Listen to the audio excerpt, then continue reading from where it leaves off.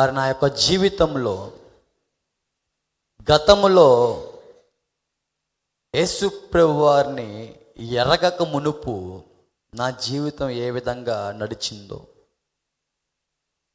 నా జీవితంలో దేవునికి ప్రథమ స్థానం ఇచ్చిన తర్వాత నా బతుకు ఏ విధంగా మారిందో మీ ముందు నేను ఈరోజు సాక్ష్యాన్ని పంచుకుంటాను. ఇందాక ఆఫీస్ రూమ్కి వెళ్ళేటప్పుడు ఒక ఫోటో చూశాను. అక్కడ ఏముందంటే ఆ ఫోటోలో యేసు ప్రభువు వారు తలుపుని తట్టుచున్నారు. నా జీవితంలో కూడా దేవుడు ఎన్ని మార్లు తట్టి ఉన్నారో కూడా మీ ముందు పంచుకుంటాను. ఒక చిన్న ప్రార్థనతో మనం మొదలు పెట్టుకుందాం. మీరు కళ్ళు మూసుకుంటే. మహాప్రజాపతి, ప్రియమైన తండ్రి, గొప్ప దేవుడా, రాజా, ఈ సమయంలో తండ్రి నాయన సాక్ష్యము పంచుకుంటూ ఉండగా బాబు, మా జ్ఞానంతో కాక మీ యొక్క ఆత్మతో మమ్మల్ని ముందుకు నడిపించండి. గతంలో మేము చేసిన అతిక్రమములు ఏమైతే తండ్రి నాయన ఈ ప్రాంతంలో పరిశుద్ధాత్మ దేవుడా మీరు మమ్మల్ని ఒప్పిస్తున్నారో, ఆ యొక్క పరిస్థితుల్లో, ఆ బంధకాల్లో ఇంకా సంఖ్యలుగా రహస్యంగా ఎవరైతే బందీలుగా ఉన్నారో వారిని కూడా ఒప్పించి వారి హృదయాన్ని దర్శించి ఒక నూతనమైన అనుభవం ప్రభా వారిని నడిపించమని కోరుచున్నాం. మారు మనసు ప్రభా, పశ్చాత్తాప కార్యక్రమములు మేము చూచుటకు కృప చూపించండి. మీ దీనదాసుడు పడుతున్న యొక్క ప్రయాస నాయన అనిల్ గారు ఏది వృధాగా పోవడానికి వీలు లేకుండా మీరే అద్భుతమైన కార్యాన్ని జరిగిస్తారని మనస్ఫూర్తి కోరుతూ, మనిషిని చూడక మనిషి బ్రతుకు బాగు చేసిన నీ శక్తి మాత్రమే ప్రతి ఒక్కరు గ్రహించుటకు కృప చూపిస్తారని, వినగలే చెవులు గ్రహించగలే మనసు ప్రతి బిడ్డకు దయచేస్తారని యేసు నామంలో మీ సహాయం వేడుకుంటున్నాం మా పరమ తండ్రి, ఆమేన్. మంచిది. అందరికీ హ్యాపీ న్యూ ఇయర్ అండి. Same to you. Thank you so much. నేను మీ మధ్యకి వచ్చింది విజయవాడ ప్రాంతం నుంచి మీ మధ్యకి నేను వచ్చి ఉన్నాను. విజయవాడలో మీ అందరికీ బాగా పరిచయమైన ప్రాంతము గుణదల. ఆ గుణదల, ఆ కొండ మీద అరుల్ నగర్ అనే ఫేస్లో ఉండే వ్యక్తులము మేము, మా కుటుంబీకులము. అయితేనండి మేమైతే క్రైస్తవులం అయితే కాదు పుట్టుకతో. మాకు యేసు ప్రభువు వారు తెలియదు. మేము అన్య జనాంగము. యేసు ప్రభువు వారు ఎవరో మాకు తెలియదు అన్నమాట. హైందవ కుటుంబము. అయితే ప్రియ బిడ్డలారా, అమ్మ నాన్న మాత్రము ఎటువంటి చదువుకోలేదు. వారు చేసేదల్లా కష్టపడి పనిచేసే వ్యక్తులు అన్నమాట. వారికి ఒక 3 సంతానము పుడతా వచ్చారు. ముందుగా 2 ఆడపిల్లలు, ఆ తర్వాత మనం ఊడిపడ్డాం బయటికి. మరి మగపిల్లవాడికి కొంచెం స్పెషల్స్ ఉంటాయి ఇంట్లో తల్లిదండ్రుల దగ్గర. మరి ముఖ్యంగా ఏంటి ఆ స్పెషల్ అంటే గారాబము. ఏమమ్మా? గారాబముతో నా పెంపకం మొదలవుతోంది నా బాల్య దినాల్లో. మరి గారాబం అనేది మంచిదా చెడ్డదా ఒకసారి మీరే నాకు చెప్పాలి. అమ్మా, చెడ్డదేనా? మరి గారాబంతో పెరిగే ఆ యొక్క బిడ్డ ప్రవర్తన తిన్నగా ఉంటుందా, పాము పిల్లవలే వంకరగా ఉంటుందా?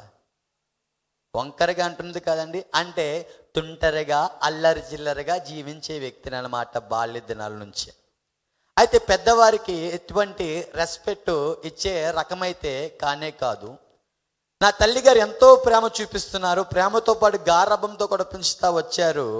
అయితేనండి నా జీవితం బాగుండాలనే ఆలోచనలతో వాళ్ళు ఎంతో కష్టపడతా వచ్చారన్నమాట. రూపాయి కూడబెడుతూ మా సాయి అయినా సరే బాగా చదువుకోవాలి అని అనుకుంటా ఎన్నో ఆశలు పెట్టుకుంటూ వచ్చారు తల్లిదండ్రులు. బాగానే ఉంది. కానీ నా యొక్క హృదయంలో ప్రాముఖ్యత ఎవరికి ఇస్తూ ఉండేవు అని అంటే, మొదటగా స్నేహితులకి ఇచ్చే వ్యక్తిని నేను. స్నేహితులంటే నా యొక్క బాల్య దినాల నుంచే చాలా ఇష్టము. వారితో సావాసం చేసే వ్యక్తిని కాబట్టి మరి నా స్నేహితులు స్కూల్కి వెళ్ళరు. స్కూల్కి అని చెప్పి బయటకు వస్తారు. మేము రోడ్లన్నీ లెక్కేసేస్తూ ఉంటాం. అంటే కాలేజీలు డొమ్మా కొట్టడాలు అంటారు చూడండి, అటువంటి బాపత అన్నమాట స్కూల్ డేస్ నుంచి. అది మంచి పద్ధత, చెడ్డ పద్ధత? చెడ్డ పద్ధతే కదండి. అంటారు కదా, చదువుకోకపోతే నీ బ్రతుకు నాశనం అయిపోతుందిరా అంటే నేనేం మార్గంలో ఉన్నాను? నాశనకరమైన మార్గంలో నా బాల్య దినంలో జీవిస్తూ ఉండగా హడావుడిగా ఒక ఆట ఆడుతున్నాను నేను, గోళీలు ఆడుతున్నాను రోడ్డు మీద. ఈ సమయంలో నా జీవితంలోనికి ఎవరు వచ్చారంటే కొందరు క్రైస్తవులు వచ్చారు. పాడైపోతున్న నా జీవితాన్ని నా తల్లిదండ్రులకు అర్థం అవ్వట్లేదు, కానీ నన్ను సృజించిన సృష్టికర్త అయిన దేవాతి దేవుడు కొందరిని ప్రేరేపించి హృదయం అనే తలుపు దగ్గర నాక్ చేస్తూ ఉన్నారు. దేవుని సన్నిధికి వెళ్ళడం ప్రారంభించాను, అంటే సండే స్కూల్కి వెళ్ళడం ప్రారంభించాను. మనంతా వంకర టింకరగా జీవించే వ్యక్తి కాబట్టి ఆఖరిలో మనకి ఏమిస్తారు సండే స్కూల్లో? పప్పలో గిఫ్ట్ల కోసం పరిగెడుతున్న వ్యక్తిని నేను. అటువంటి సందర్భంలో ఉంటుండగా అక్కడ వాక్యం వినపడుతుంది, దేవుడు మాటలు వినపడుతున్నాయి. వాళ్ళు నడవలసిన త్రోవలో నువ్వు నడవాలి, మంచి మార్గంలో నువ్వు జీవించాలి, తల్లిదండ్రుల్ని సన్మానించాలి, తల్లిదండ్రులను దూషించకూడదు, తల్లిదండ్రుల యొక్క మాట వినాలి, స్కూల్కి వెళ్ళాలి, మంచిగా జీవించాలని మంచి మాటలు చెప్తున్నారు. అక్కడ మాట్లాడేదంతా దైవ గ్రంథం, పరిశుద్ధమైన గ్రంథం నుంచి దేవుడు మాట్లాడుతూ ఉన్నారు, వారిని ప్రేరేపిస్తూ. అయితే ఆ మాటలు అంటే దేవుడు ఆ మాటల ద్వారా హృదయం తడుతుంటే ఆ మాటలు నేను ఆలకించట్లేదు, మళ్ళీ యాక్షన్ సాంగ్స్ చేస్తున్నాను, కంటత వాక్యం చెప్పేస్తున్నాను, కానీ వాక్యాన్ని నా జీవితంలో అనుసరించట్లేదు అన్నమాట. అంతా బాగానే ఉంది. ఒకరోజు ఏమి జరుగుతూ వచ్చిందంటే, నాకు గిఫ్ట్ ఇవ్వలేదు, నా పక్కన వ్యక్తికి గిఫ్ట్ ఇస్తూ వచ్చారు. నాలో కుళ్ళు మొదలవుతూ ఉంది.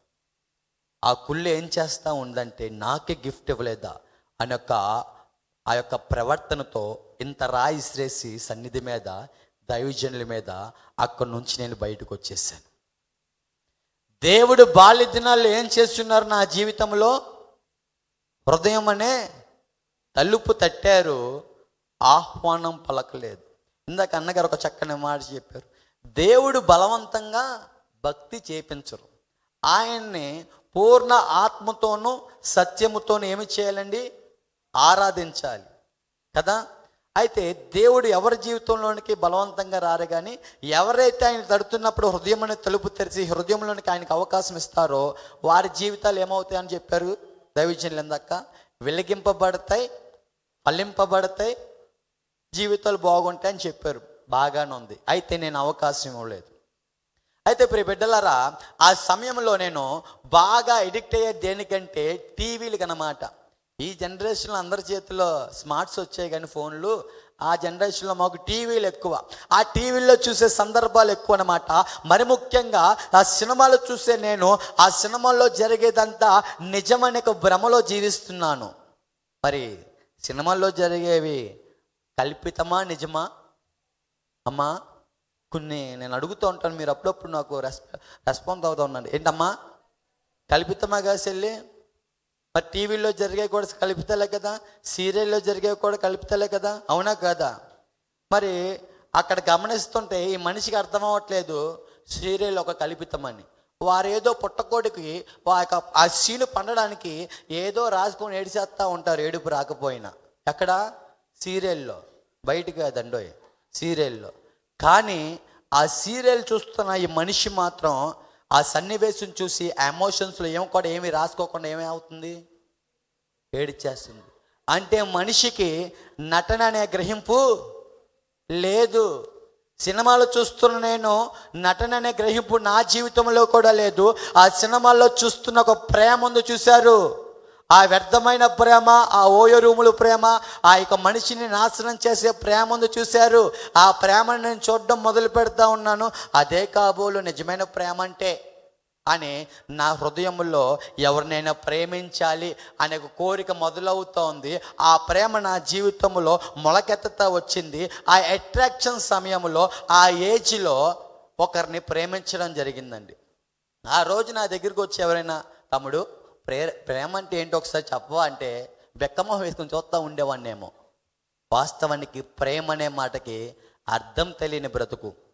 నా జీవితంలో నా యొక్క బాల్య దినంలో శాశ్వతమైన ప్రేమ, దేవుని ప్రేమని ఆహ్వానం పలకలేదు హృదయంలో. దేవుడి తర్వాత మనల్ని బలంగా ప్రేమించే తల్లిదండ్రుల ప్రేమను గ్రహించలేదు. ఈ యొక్క వ్యర్థమైన ఆ యొక్క సినిమాల ప్రేమను ఆహ్వానం పలికిన తర్వాత ఒకరోజు ఆమెగారు మర్యాదగా చెప్పారు, నువ్వంటే నాకు ఇష్టం లేదని. ఆ మాట వినడం ఆలస్యం. హృదయం అంతా బరువు ఎక్కువైపోవడం మొదలవుతూ ఉంది. ఆలోచన విధానం అంతా మారుతూ వచ్చింది. ఒక రకమైన బాధ, ఈ ఎమోషన్స్ అన్ని నాలో బలంగా నాడుతూ వచ్చాయి. మరి ముఖ్యంగా ఈ ఎమోషన్స్ నేను ఎక్కువ ఎక్కడ చూశానండి? సినిమాల్లో. వాళ్ళు నిజంగా ప్రేమించుకోరు, నిజంగా అదొక నటన. కానీ ఆ రీల్, REEL రీల్ ఏమవుతుందంటే నా జీవితంలో REAL రియల్ అయిపోతుంది అన్నమాట ఆ ఎమోషన్స్ అంతా. అయితే నాలో బాధ పోవాలి, ఎలాగా నాకు బాధ పోగొట్టేది ఏంటి అని లోకంలో చూస్తే మళ్ళీ ఆ సినిమాలు నేర్పించే ఏంటంటే బ్లేడ్ పట్టుకొని చేతులు కోసుకుంటే బాధ పోద్దంట. బాధ పోద్దా వచ్చిద్దా అమ్మ తల్ల? వచ్చిద్దా? అలాగా పైశాచికమైన ఆనందం కోరుకునే వ్యక్తిగా శరీరాలు కట్ చేసుకోవడం మొదలవుతూ ఉంది నా జీవితంలో.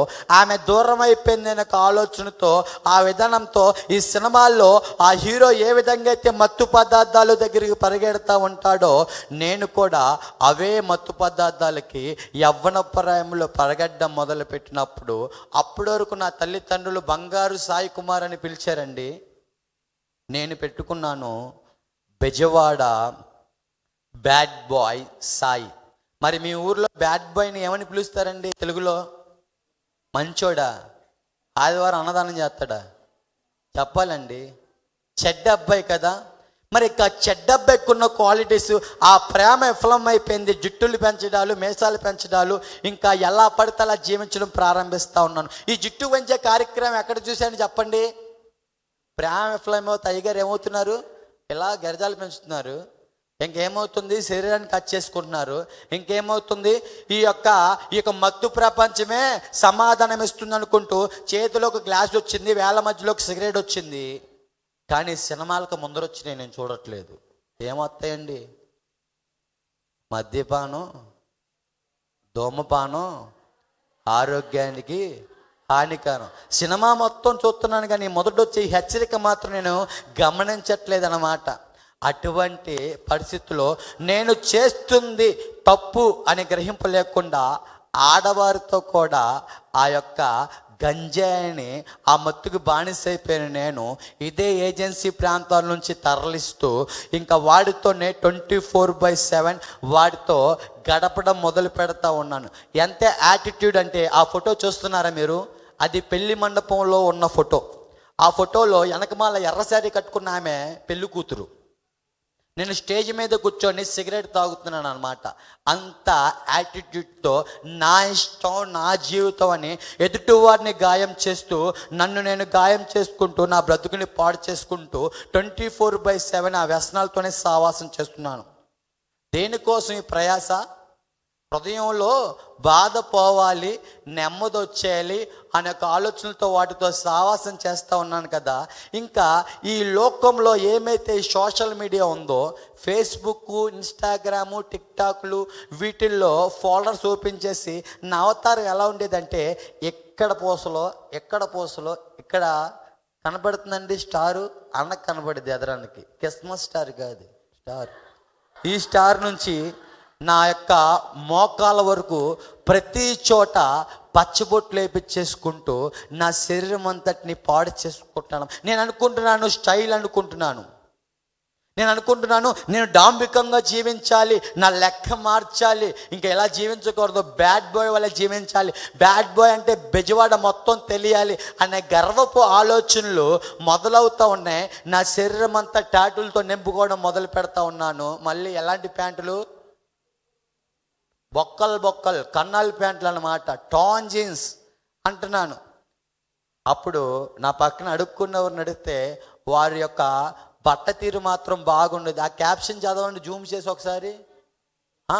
భలే ఉండిద్ది ఆ క్యాప్షన్. ఏమని తెలుసా? People say me bad, trust me, I am worst అంటున్నాను నేను. నిజమండి. అటువంటి మాటలు అన్నమాట.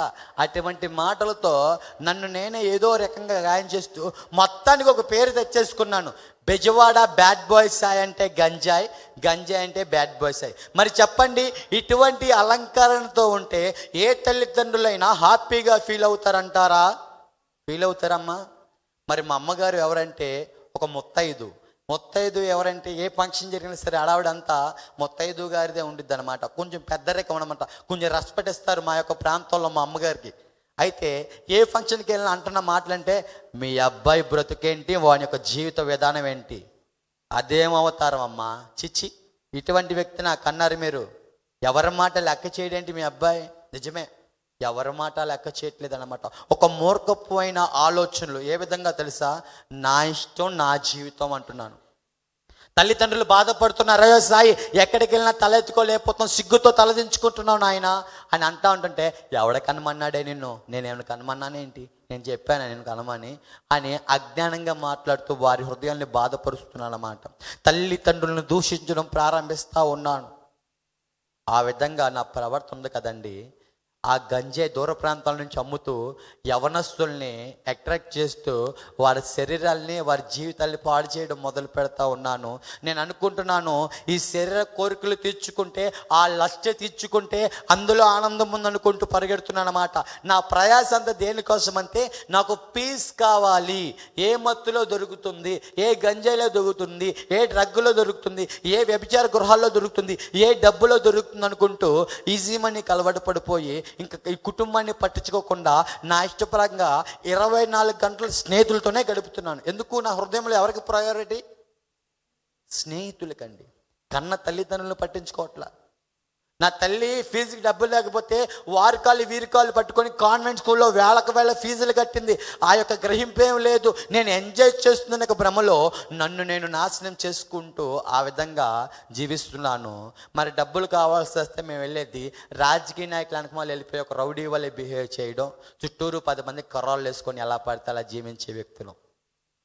బైక్ ఇష్టానుసారంగా డ్రైవ్ చేసే వ్యక్తులు. నేను ఏనాడో ఆ బైక్ డ్రైవింగ్లోనే మరణించవలసిన వ్యక్తిని అన్నమాట. ఎంతసేపు నా యొక్క గర్వంతో నా స్కిల్లు, నా రైడింగు అందరూ 2 చేతులతో, నేను ఒక చేతితోనే తోలుతాను అనమాట. అటువంటి ప్రవర్తనతో అలా పైశాచికమైన ఆనందం. పెద్దవారు ఎవరైనా సైకిల్ తొక్కుకుంటే వెళ్తే ముసలివారు ఇదే కాళ్ళతో తన్ని వారి కింద పడిపోతే చూసి నవ్వే పైశాచికమైన స్వభావం కలిగిన ఒక మూర్ఖుడిగా బిహేవ్ చేయడం అలవాటు. ఇంకా ర్యాష్ డ్రైవింగ్ చేస్తూ అండి, ఇంకా ఎవరైతే ఆడపిల్లలు రోడ్డు మీద వెళ్తారో ఇదే చేత్తో వారిని కొట్టి వారు బాధపడుతుంటే చూసి నవ్వే స్వభావం అన్నమాట. ఆడవాళ్ళ మీద కూడా ఎలా పడితే అలాగా విచిత్రమైన మాటలతో, బూతు మాటలతో అందరి దగ్గర, మా ఇంటి దగ్గర నన్ను అనేవారు ఏమని చెప్పనా, నువ్వు ఆ మత్తు పదార్థాలతోనే ఒకరోజు నువ్వు కన్ను మోస్తావు, నువ్వు చచ్చిపోతావు, నువ్వు చస్తే ఎంతోమంది చూపు కళ్ళు వెయిట్ చేస్తున్నాయి నీ సావు కొరకు అని అందరూ ఎదురు చూస్తున్నారు. నేను అంటున్నాను, ఎవరు నన్ను ఇష్టపడమాకండి, నా ఇష్టం ఇలాగే జీవిస్తా. అన్నం పెట్టి మా అమ్మ నాన్న ఒక మాట నన్ను అడగట్లేదు, నువ్వెవరా నాకు చెప్పడానికి అని ఆ విధంగా వాడితో మాట్లాడాలన్నమాట. అంతా అయిపోయింది. మరి మత్తు పదార్థాలతో తీవ్రంతో దాంతో సావాసం చేస్తున్న నేను ఒకరోజు ఏమవుతుందంటే, మరి మత్తు పదార్థాలు అనే విత్తనం నా జీవితంలో విత్తాను కదా. మరి ఏ రకమైన పంట కోస్తాం, ఏ విత్తనం అయితే విత్తుతామో ఆ పంటనే కోస్తాం కాక కోస్తాం కోయమన్నయ్య కోస్తాం. మత్తు అనే విత్తనం విత్తే అనారోగ్యం అనే పంట కోయడం మొదలు పెడతా వచ్చాను. ఏంటి అనారోగ్యం అంటే, 25 సంవత్సరాలకి నా జీవితం అంతా ఎలా అయిపోతా ఉందంటే చాలా స్కెలిటన్గా అయిపోతా ఉన్నాను. ఈ 2 ఊపిరితిత్తులు బాగా పాడైపోతా వచ్చాయి. కిడ్నీ ఇన్ఫెక్షన్, డైజెస్టివ్ సిస్టమ్ సరిగ్గా పనిచేయట్లేదు అనమాట, నిద్ర సరిగ్గా పట్టట్లేదు అనమాట. ఈ యొక్క తిండి తిన్నా సరే సరిగ్గా అరిగేది కాదు, బ్లడ్ మోషన్స్ జరుగుతూ ఉన్నాయి, దగ్గుతుంటే నోట్లోంచి బ్లడ్ పడుతోంది. అటువంటి సందర్భంలో మా తల్లిగారు అన్నారు, నువ్వు ఎక్కడుంటే సరికాదు కానీ ఎవరో ఒకరు వచ్చి పోలీసులు మమ్మల్ని ఎత్తుకెళ్ళిపోతారు బాబు, వెళ్ళి ఎక్కడుండు, వైజాగ్ దగ్గర అనకాపల్లి పక్కన కసింకోట ఉంది కదా అమ్మమ్మ వాళ్ళ ఇల్లు, అక్కడుండు. నేను పుట్టింది కూడా ఇక్కడేనండి, కసింకోటలోనే నేను పుట్టాను. మరి విజయవాడలో ప్రతి పోలీస్ స్టేషన్ మెట్లు ఎక్కడో మొదలు పెడతాను. ఎందుకంటే నా ప్రవర్తన అంతా ఏంటి, చెడు. మా స్నేహితులంతా ఎవరు, బ్లేడ్ బ్యాచ్, రౌడీ షీటర్లు, రోడ్డు మీద మరి డబ్బులు లాగేసుకునే వ్యక్తులు మేము. ఇంకా పోలీస్ స్టేషన్లో పలు కేసులు ఉంటాయిగా, అటువంటి సావాసాలు. ఎవరైనా గుడ్డు బాయ్ మా దగ్గరికి వచ్చాడనుకో, దారి తప్పి వారంలో బ్యాడ్ బాయ్ అయిపోతాడు ఆయన కూడా. ఆ రకంగా అవతలి యొక్క జీవితాలు ఎంతసేపు నాశనం చేసే విధంగానే ఆలోచిస్తున్నాం, కానీ మా వల్ల ఇతరులు పాడైపోతున్నారు, మేము నాశనం చేస్తున్నాం ఇతరులని అనే గ్రహింపు లేని గుడ్డివాడుగా జీవిస్తుండగా, అటువంటి అనారోగ్యముతో ఆ యొక్క పంట కోసిన నేను కసింకోట రావడం జరిగింది. అక్కడ నా జీవితంలో మళ్ళీ ఎవరు వచ్చారంటే, నా బాల్య దినాల్లో పాడైపోతుంటే నాశనకరమైన మార్గంలో ఉంటే ఎవరు వచ్చారండి? క్రైస్తవులు, యేసు ప్రభు వారు వచ్చారు. యవ్వన ప్రాయంలో మళ్ళీ పాడైపోతున్నాను నేను, నాశనకరమైన మార్గంలో ఉంటుండగా మళ్ళీ ఎవరు వచ్చారో చెప్పనా? మళ్ళీ ఒక క్రైస్తవుడు నా జీవితంలోకి వచ్చారు. ఆయన గారి పేరు సూర్యనారాయణ. మరి బ్యాడ్ బాయ్కి అందరూ బ్యాడ్ ఫ్రెండ్సే కాబట్టి ఆయన కూడా నాతో పాటు తాగి తందనాలాడే ఒక వ్యక్తి. మా వరుసకి మా యొక్క బామ్మర్ది అవుతాడు, ఫ్రెండ్ అనమాట. అయితే ఆ స్నేహితుడు నా దగ్గరకు వచ్చాడండి. ఎలా వచ్చాడంటే, అప్పటి వరకు నాతో తిరిగిన వ్యక్తి ఆ రోజు అంటున్నాడు, నాశనం చేస్తుంది కానీ నిజమైన ఆనందం నేను క్రీస్తులో పొందుకున్నాను మావా అని అన్నాడండి. మరి నా ప్రవర్తనలో ఉండేదంటే, మరి మేము క్రైస్తవులం కాదు కదా. క్రైస్తవ్యం అంటే ఒక రకమైన నెగిటివ్ షేడ్ అనమాట నాలో, ఒక రకమైన నెగిటివ్ స్టేట్మెంట్. దైవజనులు అంటే, పాస్టర్లు అంటే ఒక రకమైన నెగిటివ్ స్టేట్మెంట్ ఉండే వ్యక్తిని కాబట్టి ఆ రోజు నేను అంటున్నాను, ఎవరితో? క్రైస్తవుడితో, నా స్నేహితుడితో అంటున్నాను, ఒరే నేను ఎవరి భక్తు పరునో నీకు తెలుసు కదా, నేను సోమవారం వస్తే ఎక్కడ పరిగెడుతానో నీకు తెలుసు కదా, నా జీవిత విధానం నీకు తెలుసు కదా. నువ్వు తుమ్మితే హత్య అమ్మ అంటావేమో కానీ నేను తుమ్మితే హత్య అని అమ్మ అన్నావు. శివుడు అంటాను తెలుసు కదా సూర్య, నువ్వేంట్రా నాకు చెప్తున్నావు అని అంటున్నాను అనమాట. మళ్ళీ చెప్తున్నాను, ఎవరిని కించపరచడానికి కాదు కానీ మాట.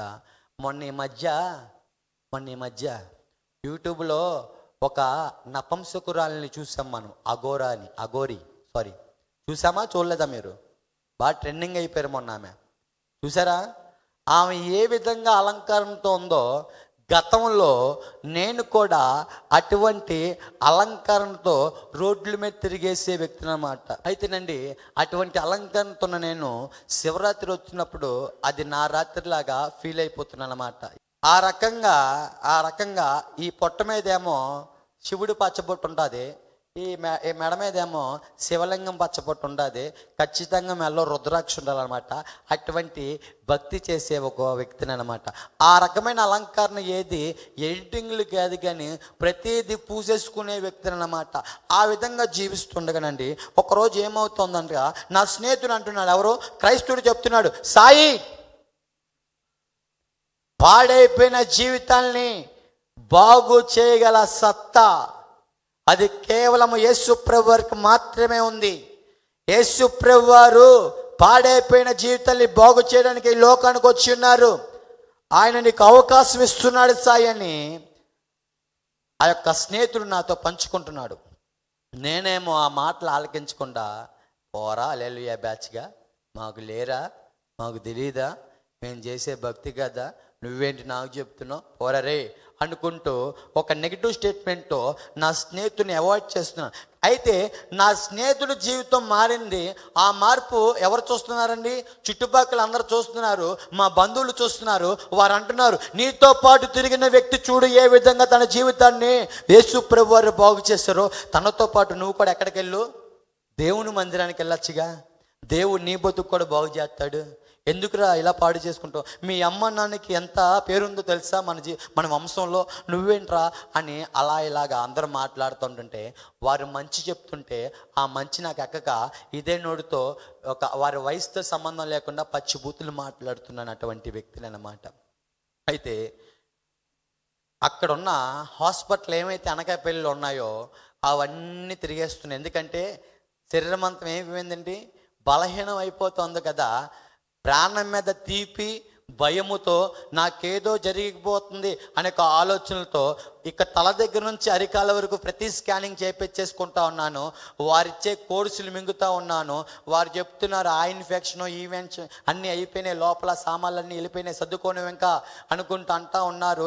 ఎక్కడి నుంచైనా నీ బతుకు మార్చుకో, ఆ మత్తు పదార్థాలు ఆపివేసే అని అంటా ఉంటుంటే నేను అంటున్నాను, ఆ మత్తు పదార్థాలకి బానిసైపోయి నేను వాటి నుంచి బయటికి రాలేకపోతున్నాను. ఎందుకంటే 10 రోజులు నా సొంత జ్ఞానంతో మానేద్దాం అనే ఆలోచనలతో ఉన్నాను, కానీ 11వ రోజు మళ్ళీ యథావిధి మామూలు అయిపోతూ ఉండేదన్నమాట.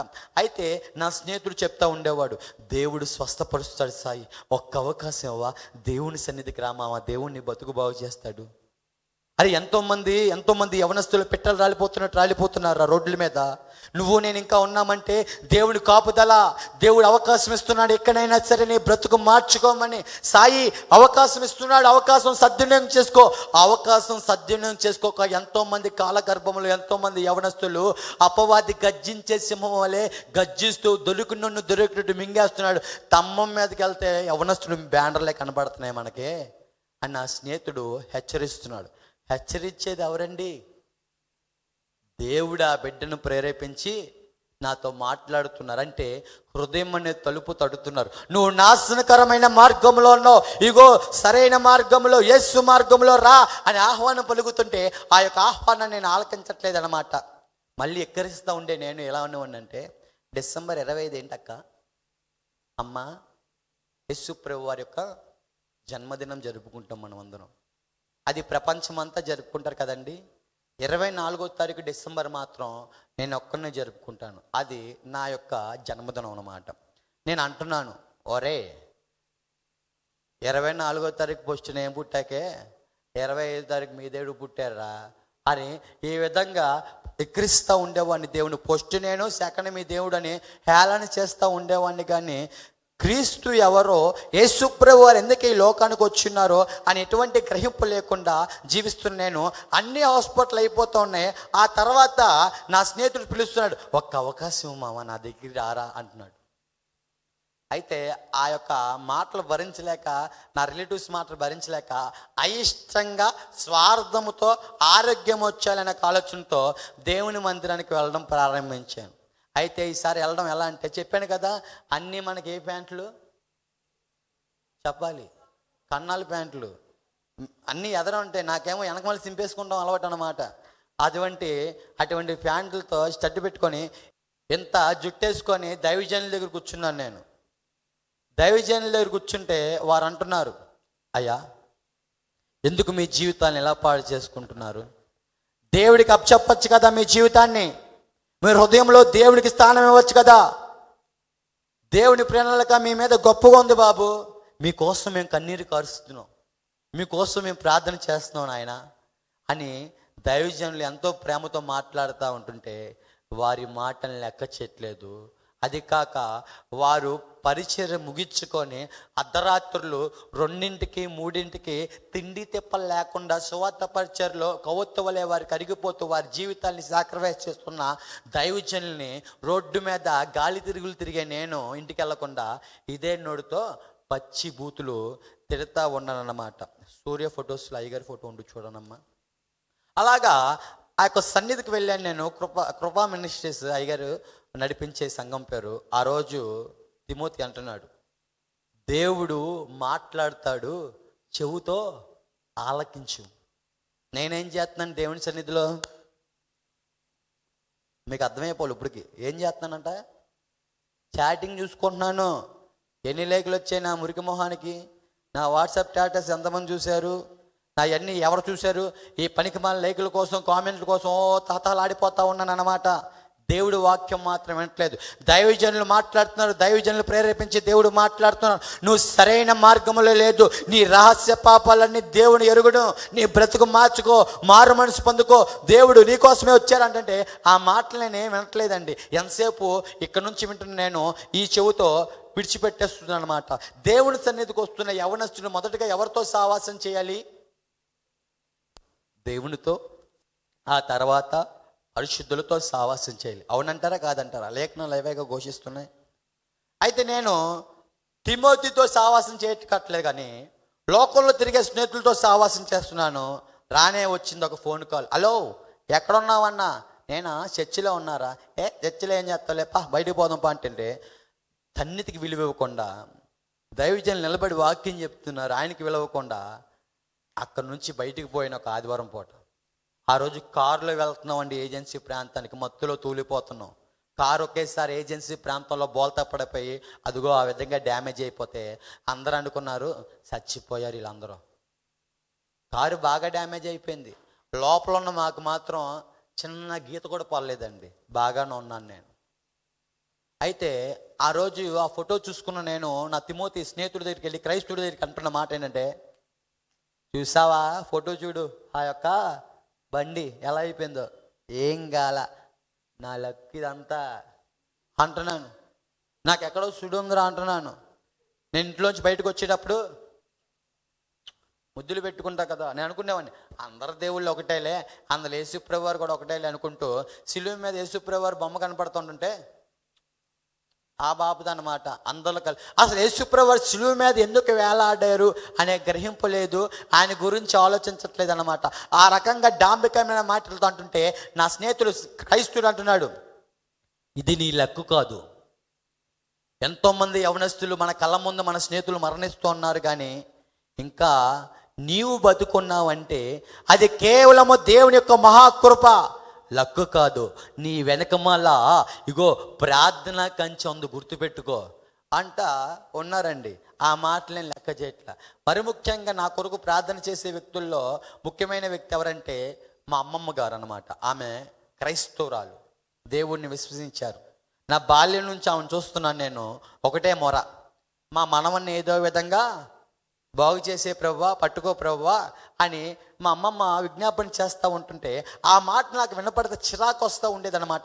మైక్ శబ్దం నుంచి ఏమైనా యొక్క మీటింగ్స్ ఏమైనా వినపడితే, లేకపోతే ఏమైనా ఆ యొక్క బాకా సౌండ్లోంచి ప్రేరణ ఆ యొక్క చెవులకు వినపడుతుంటే నేను అంటున్నాను, కామెడీ కోసం ప్రార్థన విలువ తెలియకుండా ఈ పాపిని క్షమించు, ఆ పాపిని క్షమించు అని నా చుట్టూరు నా స్నేహితులు ఉంటారు కదండి, ఎంటర్టైన్మెంట్ చేస్తున్నాను అన్నమాట. ప్రార్థన విలువ తెలియకుండా, ప్రార్థన శక్తి తెలియకుండా ఎలా పడితే అలా జీవిస్తున్నాను నేను.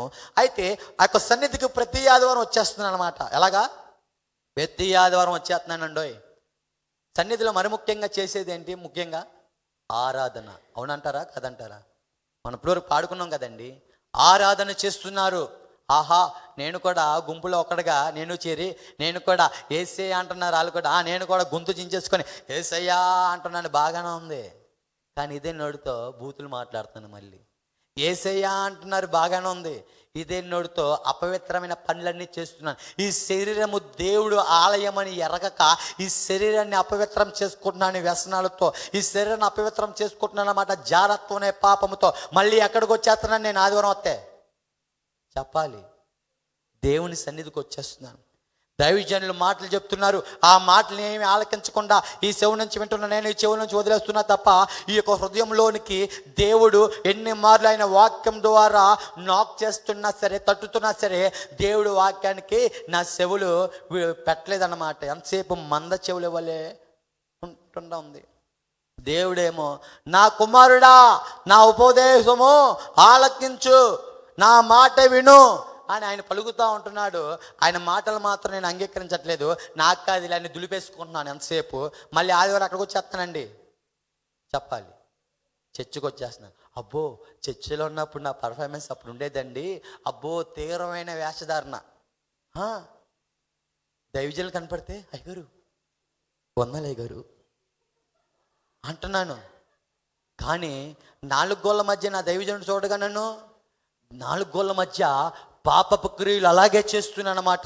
నన్నెవరు చూస్తున్నారులే అని యొక్క విర్రవిగ్నతనంతో వస్తున్నాను నేను దేవుని సన్నిధికి. ఇదిగో దేవుని సన్నిధికి నువ్వు వణుకుతూ రావాలి అని వాక్యము ఘోషిస్తుంటే నేను విర్రవిగుతూ దేవుని సన్నిధికి వస్తున్నాను, ఎటువంటి విలువ ఇవ్వకుండా దేవుని సన్నిధిలో. ఆ రోజు జీవంగల మాటలు ఏమి వినకుండా ఎంతసేపు ఈ హృదయంలో వ్యర్థమైన మాటలకే స్థానం ఇస్తున్నాను. ఒక వెలుగు సంబంధిగా, ఒక క్రైస్తవుడిగా దేవుని సన్నిధికి వస్తున్నా నేను. నా కార్యక్రమంలో నా హృదయాంతరంగం అంతా చీకటితో నింపబడిపోతుంది. నేను అనుకుంటున్నాను కానుక ఇచ్చేస్తే సరిపోద్దిలే భక్తి అనుకుంటున్నానండి. ఆఖరిగా ఇస్తారా కానుక దేవునికి? దేవుడు కోరుకునే నిజమైన కానుక నేను ఇవ్వట్లేదు.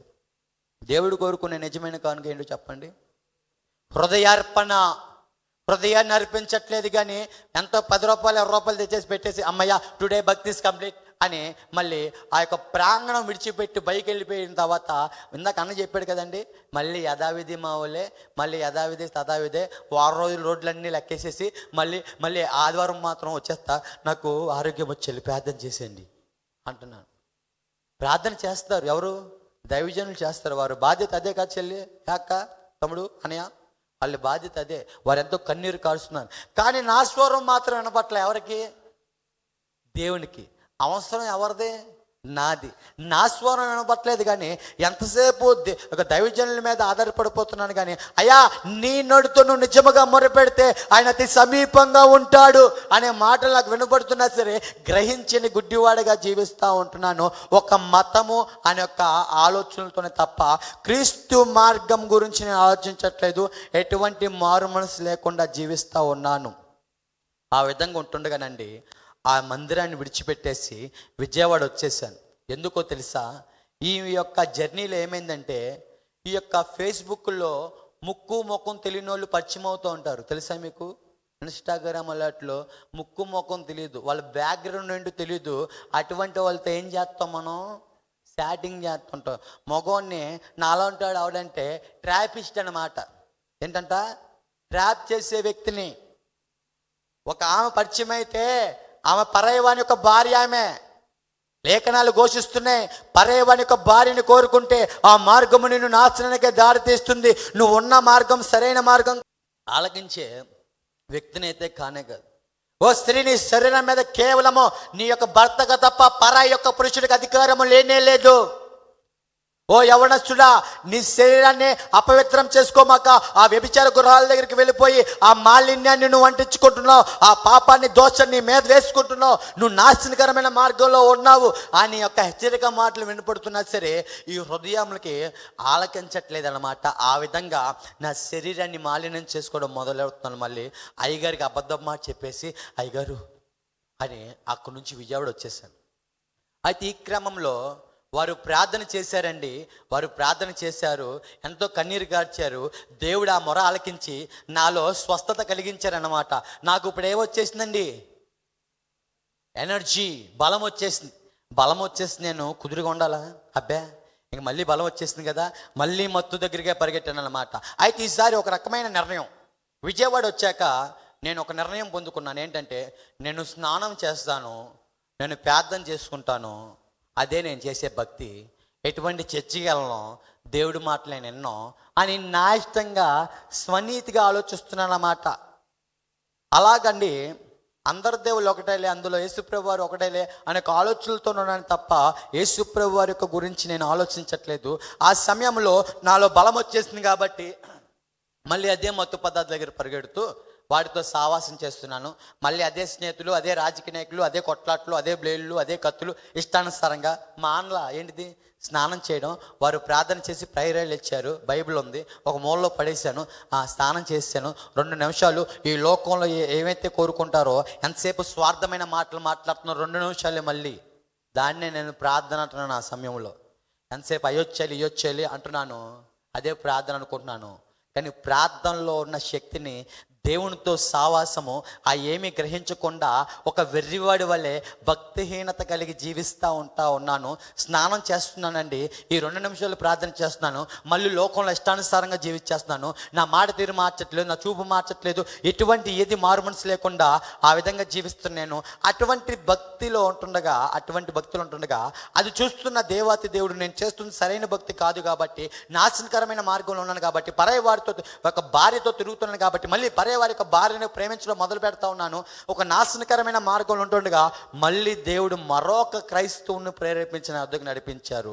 ఆ తమ్ముడు చెప్తున్నాడు, మా చర్చికి రావచ్చు కదా, సావాసం బాగుండిద్ది అన్న, నడిపింపు బాగుండిద్ది, ఎందుకన్నా అలా ఉంటావు, ఏ చర్చికి వెళ్ళట్లేదు కదా, వైజాగ్లో చర్చికి వెళ్ళామని విన్నాం, రావచ్చు కదన్నా అని ఆ తమ్ముడు పిలిచాడు అనమాట.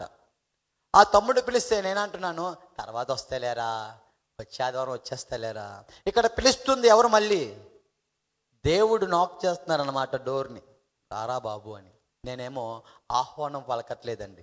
స్నానం చేస్తున్నాను, 2 నిమిషాలు ప్రార్థన చేస్తున్నాను, ఊరి మీద తిరిగేస్తున్నాను. ఈ సమయంలో నా చేతిలో అక్రమంగా సంపాదించిన డబ్బు చాలా ఉందన్నమాట, చాలా ఉంది. నేను అనుకుంటున్నాను డబ్బు ఉంటే ఏదైనా చేసేయచ్చు, డబ్బు ఉంటే అంతా నా కాళ్ళ దగ్గరికి వచ్చేసిద్ది అనే భ్రమ ఆలోచనలతో ఉన్నాను అనమాట. నేను అనుకుంటున్నాను మనీ, ఉమెన్, డ్రగ్స్ అనుకుంటూ వారి విచిత్రమైన క్యాప్షన్లతో ఎలా పడితే అలా జీవిస్తున్నాను. కాబట్టి చేతిలో డబ్బు ఉందండోయ్, చేతిలో ఏముంది? బోల్ డబ్బు ఉంది, శరీరంలో ఓపిక లేదు. చేతిలో డబ్బు ఉంది, సరైన తిండి తినలేకపోతున్నాను నేను. చేతిలో డబ్బు ఉంది, చేతిలో డబ్బు ఉంది, మంచి నిద్ర రావట్లేదు. చేతిలో డబ్బు ఉంది, హృదయంలో సంతృప్తి లేదు.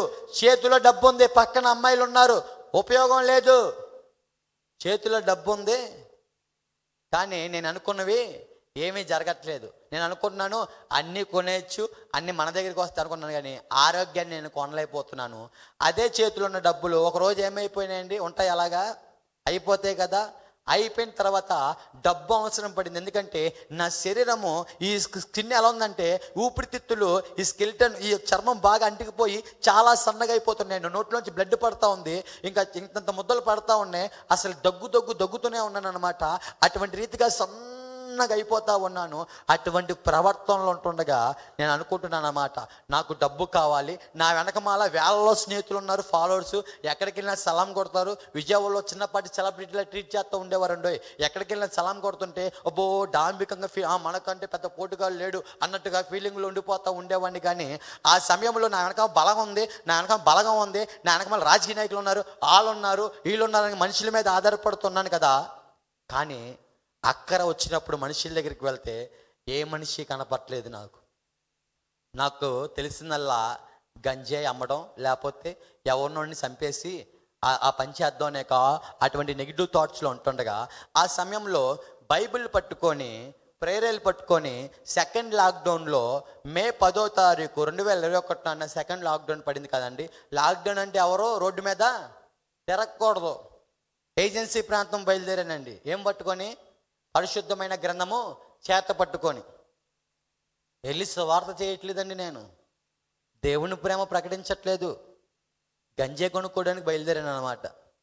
మళ్ళీ పైగా అంటున్నాను అజ్ఞానంగా, యేసయ్యా ఏ పోలీసులు దొరకకుండా చూస్తే, నేను చేసే అక్రమైన పనులన్నీ సక్రమంగా అయిపోతే, నాకు వచ్చిన డబ్బుల్లో నీకు ఎంతో కొంత ఇచ్చేసి నా భక్తి నేను ముగిచ్చేసుకుంటాను బాబు అని ఇటువంటి వ్యర్థమైన మాటలు మాట్లాడుతున్నాను.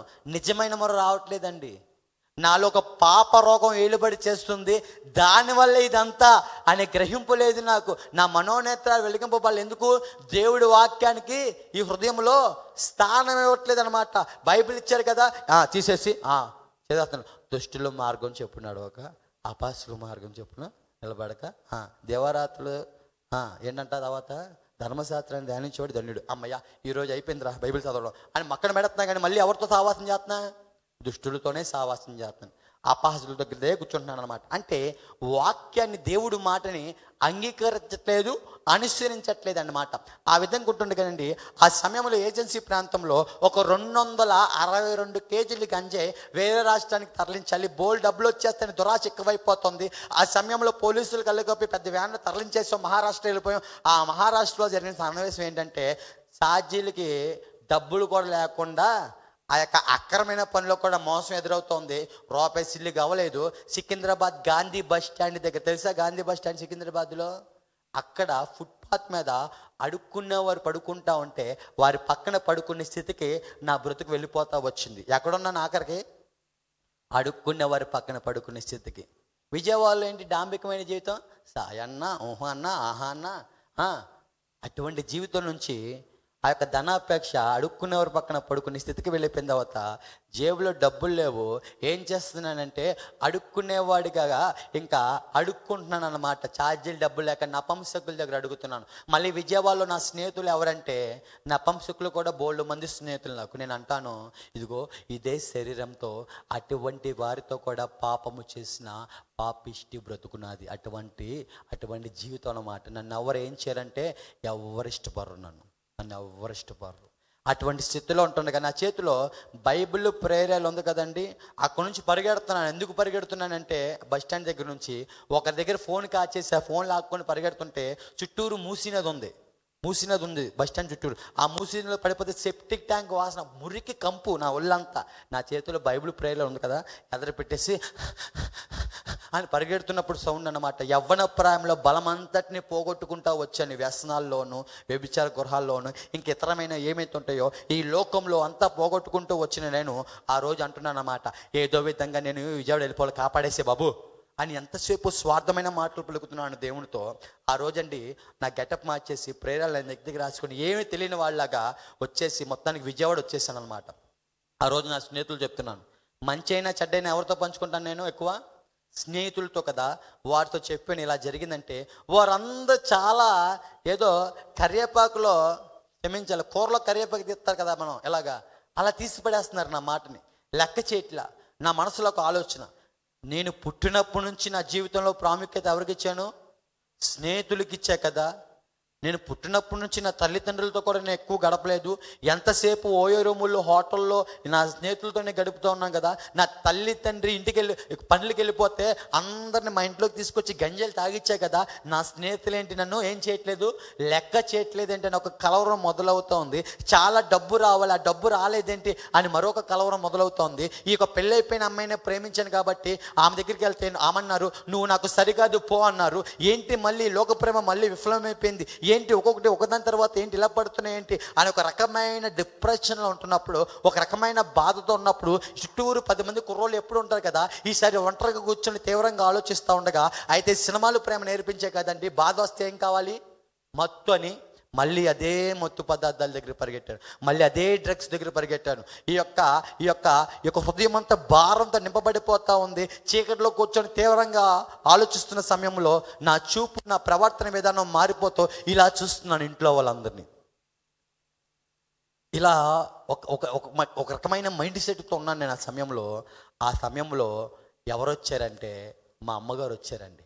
ఆఖరిగా మా అమ్మగారు వచ్చి అంటున్నారు, ఏంట్రా నీ జీవితం ఎలా పాడైపోయింది, నీ మీద ఎన్ని ఆశలు పెట్టుకుంటూ వచ్చావు సాయి, ఎన్ని మార్లు చెప్పావు, చేతులారా నువ్వే నాశనం చేసుకున్నావు సాయి. అయ్యో ఇదిగో ఈ యొక్క మంగళసూత్రాలు బంగారు పియనన్న, ఇది అమ్ముకోనైనా సరే ఏం చేసుకో, నీ యొక్క జీవితాన్ని కాపాడుకోరా అని తల్లి ప్రేమ చూపిస్తుంది.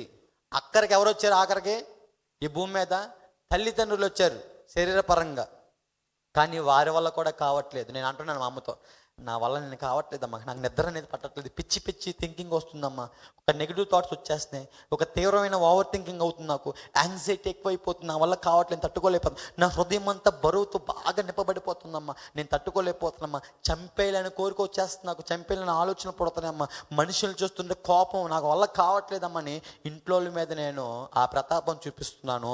ఆ సమయంలో వాష్రూమ్లోకి వెళ్ళి నేను అనుకుంటున్నాను అనమాట, నా జీవితం ఈ రోజుతో ముగిసిపోయింది, ఇదే నా ఆఖరి రోజు, ఇంకా అయితే రోడ్డు మీద పిచ్చోళ్ళు ఉన్నారు కదా వారి వల్ల అయిపోవాలి, లేకపోతే నేను ఊరేసుకొని చచ్చిపోవాలి, లేకపోతే ఎవరైతే ఆ అమ్మాయి మోసం చేస్తుందో ఆ అమ్మాయి పీక కోసేయాలి అని ఇటువంటి తలంపులతో గిర్రా తిరుగుతూ హృదయం అంతా భారంతో నింపబడిపోతున్న తర్వాత నాలో నేనే మాట్లాడుకుంటున్నాను నేను పిచ్చోళ్ళలాగా. ఆ సమయంలో నా తల్లిదండ్రుల వల్ల కావట్లేదు. అటువంటి పరిస్థితులు ఉండగా ఏ రాజకీయ నాయకుడు రాలేదు, వేలల్లో స్నేహితులు ఉన్నారు, ఏ స్నేహితుడు రాలేదు, సాయన్న చేతులెత్తి నమస్తే పెట్టిన ఏ చేయి కనపట్లేదు, ప్రేమించిన వారు లేరు. ఆఖరిగా ఒంటరిగా తీవ్రంగా ఆలోచిస్తూ ఉంటుంటే అటువంటి వేదనతో ఆ సమయంలో అటువంటి వేదన చూస్తుంది ఎవరంటే యేసుప్రభు వారు మళ్ళీ ఒకరిని ప్రేరేపించి మళ్ళీ ఒక క్రైస్తవుని నా దగ్గర నడిపించారండి. ఆ రోజు వచ్చిన క్రైస్తవులు ఎవరంటే ఈసారి మా సొంత అక్కగారు వచ్చారు. మా సొంత అక్క, 2 అక్కలని చెప్పాను కదండి, మా సొంత అక్క దుర్గాదేవి గారు, ఆమె కూడా యేసుప్రభు వారిని ఎరిగిన వ్యక్తి. అయితే ఆమె గారు వచ్చి అంటున్నారు ఒకటే మాట, సాయి ఒక పక్క దేవుడు అంటూ నీ శరీరాన్ని ఎంత మాలిన్యం చేసుకున్నావు నీకు అర్థమవుతుందా? ఒక పక్క దేవుడు అంటున్నావు, ప్రార్థన అంటున్నావు, ఎలా పడితే అలా లోకంలో ఇష్టానుసారంగా జీవించేస్తున్నావు. నువ్వు నీ యొక్క అతిక్రమం నీకు ఎప్పుడైనా జ్ఞాపకం వచ్చాయా? నువ్వు ఎంత పాపిష్టి జీవితంలో ఉన్నావు నీకు అర్థమవుతుందా? సాయి నీ స్థితినంతా చూస్తున్నాడు దేవుడు, నీ స్థితినంతా బాగు చేయగలవాడు ఆయన తప్ప, యేసుప్రభు వారు తప్ప ఈ భూమి మీద ఎవరు లేరు సాయి. దయచేసి వెళ్ళి ప్రార్థన చేసుకో, దయచేసి వెళ్ళి క్షమాపణ అడుగు దేవుణ్ణి. ఇగో సాయి, నేను నమ్ముకున్న దేవుడు కరుణామయుడయ్యా, నేను నమ్ముకున్న దేవుడు కృపగల దేవుడు, ఆయన క్షమించే దేవుడు, ఆయన నీకు సహాయం చేస్తాడు సాయి, వెళ్ళి క్షమాపణ అడుగు, దేవుడు నీకు ఖచ్చితంగా సహాయం చేస్తాడు అంటా ఉండగా స్నానం చేసి వచ్చి ప్రార్థన చేసి ఒక ఆచరణ భక్తి ఉందిగా నా జీవితంలో. ఈసారి గోడ తొట్టి తిరిగాను అనమాట. గోడ తొట్టి తిరిగి నేను మోకాళ్ళేసి అడుగుతున్నాను ఆ రోజు, ప్రభువా నేను ఘోరాతి పాపిని, నా బతుకును మార్చు, నా వల్ల కావట్లేదు, నేను తట్టుకోలేకపోతున్నాను, ఈ హృదయం అంతా ఒక రకమైన బరువుగా ఉంది ప్రభువా, నాకు సహాయం చే ప్రభువా, ఎక్కడైనా సరే నా బతుకు మార్చుకుంటాను ప్రభువా, నాకు సహాయం చే ప్రభువా అని చేసిన అతిక్రమంలో ఏవైతే తప్పు అని నాకు అర్థమవుతున్నాయో, నా తల్లిదండ్రులు బాధ పెట్టాను కదండి, నా తల్లిదండ్రులు ఇబ్బంది పెట్టాను కదా, ఊరో వాళ్ళందరూ ఇబ్బంది పెట్టాను కదా, బంధువులను ఇబ్బంది పెట్టాను కదా, ప్రతి ఒక్క సన్నివేశం నాకు జ్ఞాపకం వచ్చి ప్రతిదీ ఒప్పుకోవడం మొదలు పెడుతుండగా ఒక చాలాసేపు అలా మోకాల్లో ఉండిపోయిన నేను మెల్లమెల్లగా అతిక్రమములు ఒప్పుకుంటుండగా మెల్లగా కంట్లోంచి నీళ్ళు రావడం మొదలవుతూ ఉన్నాయి అన్నమాట. అంత ఈజీగా ఏడ్చే బ్రతుకులైతే కావు మావి. ఏం చెప్పాం? పైశాచికమైన ఆనందం కోరుకునే వ్యక్తులం. ఆ రోజు అతిక్రమంలో ఒప్పుకుంటుండగా మెల్ల కంట్లోంచి నీళ్ళు వచ్చాయండి. ఆ రోజు జరిగిన సంఘటన ఏంటంటే, యేసు నామంలో ప్రార్థన అడిగి వేడుకొంచున్నాం తండ్రి, ఆమెన్ అనే మాట పలకడం ఆలస్యం, కొద్ది క్షణాల్లో హృదయం అంతా తేలికైపోవడం మొదలవుతూ ఉంది. నా కళ్ళు ఎలా చూస్తున్నాయని నార్మల్గా చూస్తున్నాను, నాలో ఆలోచన మొదలవుతోంది. కొద్ది నిమిషాల మట్టుకు బాత్రూంలో ఏ విధంగా నేను బిహేవ్ చేశాను నాకు అర్థమవుతుంది. ప్రార్థన చేశాక ఒక రకమైన నెమ్మది నా హృదయంలో నేను అనిపిస్తున్నాను అన్నమాట.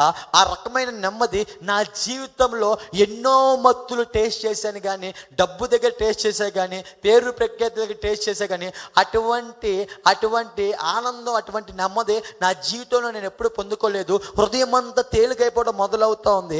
ఆఖరికి అర్థమైంది ఏంటంటే, దేవుడు నాలాంటి పాపిష్టి వాడి ప్రార్థన ఆలకించి జవాబు దయచేశారనే ఒక విషయం అర్థమవుతోంది. చాలా నార్మల్గా అయిపోయిన తర్వాత విజయవాడలో తమ్ముడు పిలిచాడు కదండి, ఎక్కడికి అన్నా చర్చికి రా అని. వాడి చర్చికి వెళ్ళడం ప్రారంభించాను.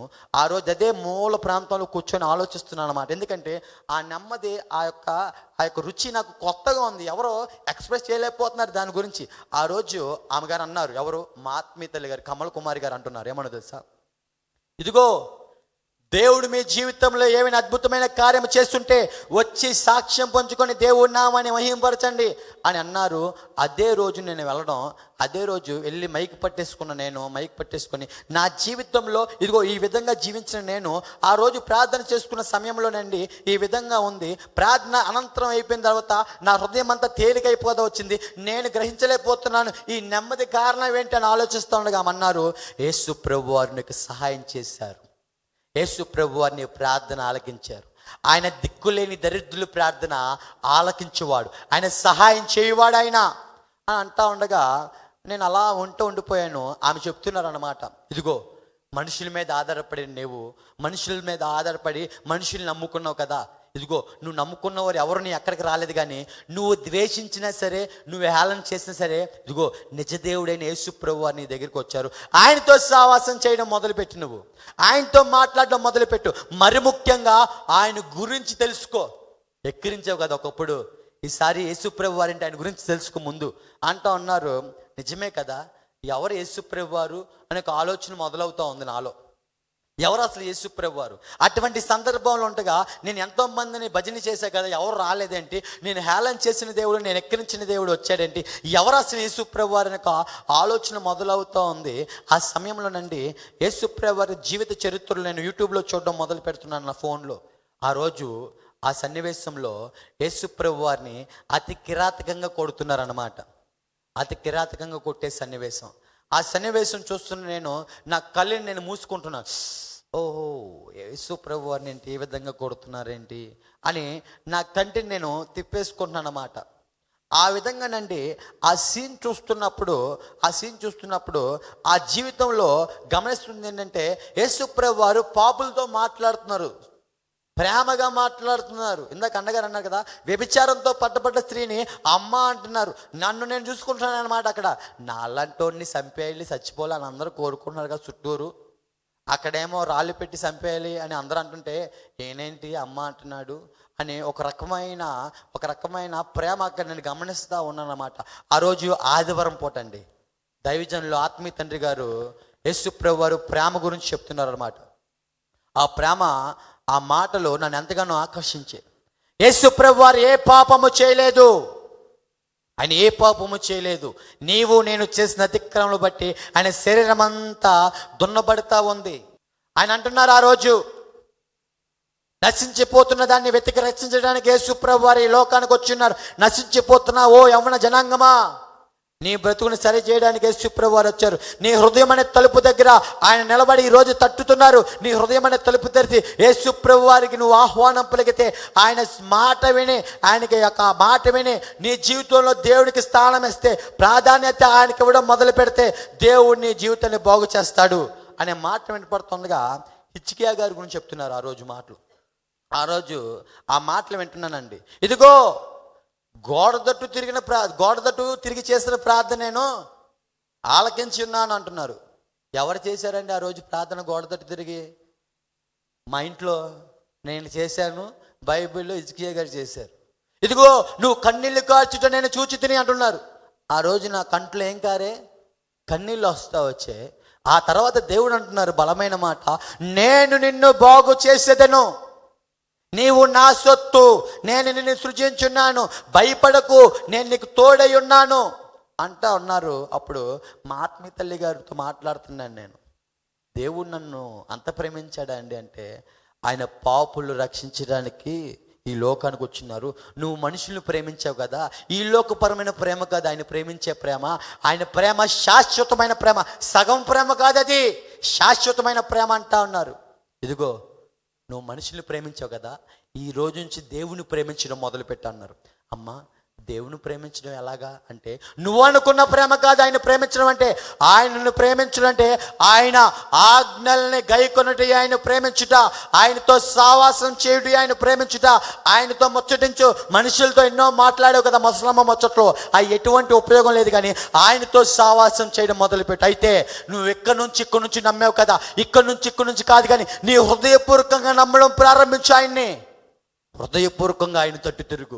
ఇక్కడ నుంచి మానే, ఇక్కడితో దేవునితో సావాసం చేయి. నువ్వు ఏకాంతంగా మొరపెట్టు, రహస్యంగా నీ గదిలోకి వెళ్ళి తలుపులేసుకొని మొరపెట్టు అని అంటా ఉన్నారు.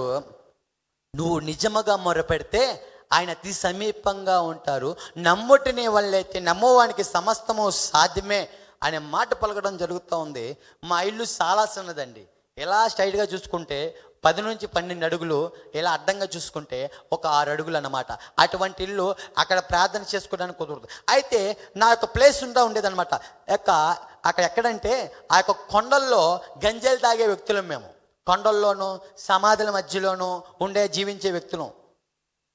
బైబిల్లో ఒక స్టోరీ ఉంటుంది కదా, అపవిత్ర ఆత్మలతో పట్టబడిన వ్యక్తి ఎక్కడ నివాసం చేస్తారు? సమాధుల్లోనూ కొండల్లోనూ. సంఖ్యలతో బందీలేసినా సరే ఏమవుతుంది? దాన్ని తుత్తునీలుగా చేసేస్తాడు ఆయన. తన శరీరాన్ని ఏం చేసుకుంటాడు? ఆయన గాయపరుచుకుంటాడు. అటువంటి ప్రవర్తన నేను కొండ మధ్యలో గంజాయిలు తాగే వ్యక్తిని కాబట్టి కొన్ని మాటలు ఆకర్షింపబడ్డా. యేసు ప్రభు వారు ఏకాంతముగా కొండపైకి వెళ్ళి ఏం చేశారంటే మొర పెడతా వచ్చారు. యేసు ప్రభు వారు ఏకాంతముగా కొండపైకి వెళ్ళారు. నువ్వు ఏకాంతముగా ఆయనతో సావాసం చేస్తే ఆయన సహాయం చేసే గొప్ప దేవుడు, ఆయన నమ్మదగిన దేవుడు, ఆయన ఉన్నవాడు, ఆయన సజీవుడు, ఆయన మృత్యుంజయుడు ఆయన అని మాటలు వినపడతా ఉండే. నాకు మాత్రం ఒకటి బాగా అర్థమవుతుంది ఏంటంటే, దేవుడు నాలాంటి పాపిష్టి వాడి కోసం మరణించాడు, దేవుడు నన్ను ఇంత ప్రేమిస్తున్నాడా అనే ఒక ప్రేమకి ఆకర్షితునవుతున్నా. నేను ఆ కొండపైకి వెళ్ళి దేవుడు నాతో మాట్లాడిన మాటలు ఏమైతే ఉన్నాయో ఆ కొండ మీద రాసుకున్నాను పెన్ డబ్బాతో. నీవు నా సొత్తు, నేను నిన్ను పిలిచి ఉన్నాను, చూడుము నా అరచేతుల మీద నేను చెక్కి ఉన్నాను అనే మాటలకు రాసుకొని ఆ కొండ మీద ఏకాంతంగా ప్రార్థన జరుగుతుందన్నమాట. ఎలా ప్రార్థన చేయాలో తెలియదు నాకు. మా ఆత్మీయతలో ఒకటి నేర్పారు పాఠం. ఇదిగో ఎంత చిన్నదైనా ఎంత పెద్దదైనా దేవుడి మీద మాత్రమే ఆధారపడు. మనుషుల్ని నమ్ముకోవడం కంటే యెహోవాను ఆశ్రయించడం మేలు. నువ్వు రాజకీయ నాయకులను పరిగెట్టావు కదా, రాజుల్ని ఆశ్రయించడం కంటే యెహోవాను ఆశ్రయించడం మేలు. అయితే నీ నమ్మకం ఇక్కడి నుంచి కాదు, కానీ నీ హృదయపూర్వకంగా యేసుప్రభు వారు నమ్ము అనంగా ఆ సమయంలోనండి అక్కడ ఇక నా స్నేహితులతో చర్చికి వెళ్ళి యవన స్త్రీ సార్ ఏం చేస్తున్నానంటే లోక స్నేహితులతో కట్ చేసేసి నా కొరకు నిజంగా మరణించిన నిజ స్నేహితుడైన దేవాది దేవుడితో ఏకాంతంగా సావాసం చేయడం మొదలవుతున్నాను. వాక్య ధ్యానం మొదలవుతుంది. సామెతలు చదువుతుంటే ఆయన పిలుస్తున్నాడు, నా కుమారుడా నా ఉపదేశము ఆలకించుము. నేను చేసిన అతిక్రమణలు అక్కడ కనపడుతూ ఉన్నాయి. నేను ఎంత ఘోరపాపినో ఆ యొక్క వాక్యం ధ్యానిస్తుండగా నేను ఎటువంటి వ్యక్తినో నాకు అర్థమయ్యేలాగా దేవుడు చేస్తూ ఉన్నారు. వాక్యం ధ్యానిస్తూ ఉంటున్నాను, దేవుడు మాట్లాడుతూ ఉన్నారు, ప్రార్థన చేస్తున్నాను. అవి 2 కార్యక్రమాలు నా జీవితంలో జరుగుతుండగా ప్రతిరోజు అక్కడికి వెళ్ళి ప్రార్థన చేసుకుంటూ ఉండగానండి ఒకటే ప్రార్థన ఆ కొండ మీద ఏంటంటే, నీలో ఎలా జీవించాలో నాకు తెలియదయ్యా, ఈ విశ్వాసం ఏంటో నాకు తెలీదు, నేను ఏ విధంగా నమ్మాలో కూడా తెలీదు. కానీ ఒకటి అర్థమవుతుంది, నాలాంటి పాపిష్టి వాడి కోసం నువ్వు మరణించావంట కదా, నాలాంటి వ్యభిచారి కోసం నువ్వు మరణించావంట కదా, నాలాంటి దొంగ కోసం నువ్వు మరణించావంట కదా, నాలాంటి 2 పడవల మీద కాలేసి నాలాంటి వేషధారణ భక్తి చేసేవాడి కోసం నువ్వు మరణించావంట కదా ప్రభువా. నాకైతే ఆశ అయితే ఉంది జీవించాలని నీలో, కానీ నా వల్ల కావట్లేదు. ఆ మత్తు పదార్థం నుంచి నేను బయటికి రాలేకపోతున్నాను. సహాయం చేయ ప్రభువా, నువ్వు సహాయకుడు అంటే కదయ్యా, సహాయం చేయి. నా ఇష్టం అని విర్రవిగా నా జీవితంలో, కానీ నా ఇష్టం నన్ను నాశనానికే దారితీసింది బాబు, నా జీవితంలో నీ ఇష్టం జరిగించు ప్రభువా అనే 2 చేతులు పైకి ఎత్తి దేవుడి మీద ఆధారపడుతుందిగా దేవాది దేవుడు ఏం చేయడం మొదలు పెడతా ఉన్నారంటే, ఆ కొండ ప్రాంతంలో నా జీవితాన్ని దేవుడు రూపాంతరం చేయడం మొదలు పెడతా ఉన్నారు. పనికిరాని తీగలు ఏమైతే ఉన్నాయో నాలో ప్రతి తీగని పారవేస్తూ సిగరెట్ వ్యసనాలు డ్రగ్స్ మీద పూర్తి విరక్తి వచ్చేసేలాగా దేవుడు చేస్తూ వచ్చారండి. చెప్పలు కొడదాం ఒకసారి. ఆ వీడియో చూస్తేనండి నేను అంటాను, ఎంత ఎడిక్ట్ పర్సనో మీకు అర్థమైపోతుంది. ఆ వీడియోలో ఏముంటుందంటే, గంజాయి పొగ తాగుతూ దాన్నే ఇలాగా ఒక 0 వేసి రింగ్ అనుకుంటూ దాన్ని మళ్ళీ అదే పొగని ముక్కుతో పీల్చేసుకునే ఒక స్కిల్ అన్నమాట నాకు. అటువంటి వ్యసనపరుణ్ణి, అటువంటి అలవాటు. అందరూ అన్నారు, వీడు మత్తు లేకపోతే వీడు మరణిస్తాడురా, అరే మత్తు లేకపోతే వీడు చచ్చిపోతాడురా, మత్తే వాడి ప్రపంచం రా, సత్తే ఆడేని సావాలి, మత్తు మాత్రం మాండో అని అందరూ అంటూ ఉన్నారు. అలాగండి దేవునితో సావాసం చేస్తుండగా ఆ ప్రాంతంలో కొండ మీద దేవాది దేవుడు ఒక చక్కని మాట పడుకుతున్నారు. ఇందాక అన్ని నోట్లు విన్నాను ఆ మాట. ద్రాక్షావల్లి నేను, తీగల మీరు నా యందును నా మాట మీ యందు నిలిచి ఉంటే, నా మాట ప్రకారంగా మీరు జీవిస్తే, నా ఆజ్ఞని మీరు లోబడితే, ఇదిగో నీ మార్గాన్ని నేను సరళము చేస్తాను, నువ్వు బహుగా ఫలిస్తావు అని దేవుడు మాట్లాడుతూ ఉన్నారు.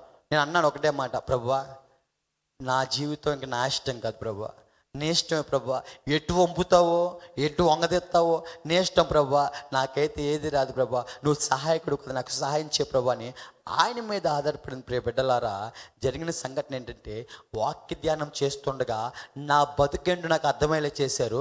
వాక్యము చదువుతుండగా ఒక యవ్వన ప్రేమలో ఆ యవ్వనస్తుడు ఏ విధంగా జీవించాలో అర్థమవుతోంది.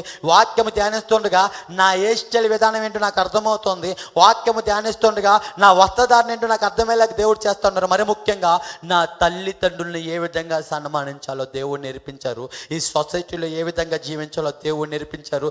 నలుగురిలో ఉన్నప్పుడు ఏ విధంగా జీవించాలో, ఒంటరిగా ఉన్నప్పుడు ఏ విధంగా జీవించాలో దేవుడు నేర్పించాడు. ఒకప్పుడు దైవజనుల దగ్గర నటించిన వ్యక్తిని నేను, నన్ను ఎవరు చూస్తున్నారని, కానీ కొన్ని మాటలు నాకు వినపడుతున్నాయి. ఏమన్నా తెలుసా, ఆయన రహస్య పాపాలు ఎరిగిన దేవుడైనా, ఆయన హృదయ రహస్యాలు ఎరిగిన దేవుడైనా, ఆయన హృదయంతరంగాలు ఎరిగిన దేవుడైనా, ఆయన యొక్క హృదయాన్ని తొంగి చూస్తున్న దేవుడు, ఆయన శక్తిమంతుడు.